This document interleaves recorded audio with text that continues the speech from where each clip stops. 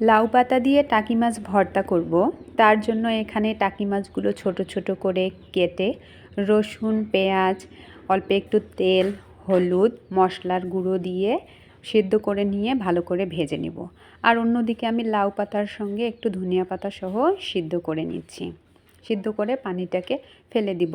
আর আমার মেয়ে কেলে দিয়ে একটি সুন্দর পুতুল বানিয়েছে, বারবার বলতেছে মা আমার পুতুলটা একটু ভিডিওতে দাও।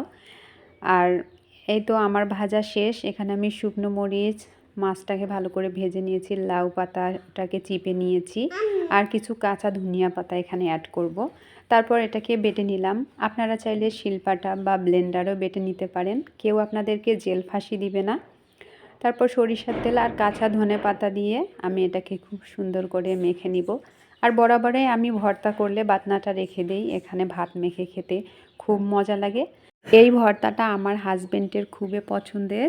উনি অফিসে যাওয়ার সময় আমাকে বলে গিয়েছেন, হুমুর আম্মু আজকে একটু লাউ পাতা দিয়ে টাকি মাছ ভর্তা করিও তো। তো যথা আজ্ঞা মহারাজ, স্বামীর আদেশ শিরোধার্য।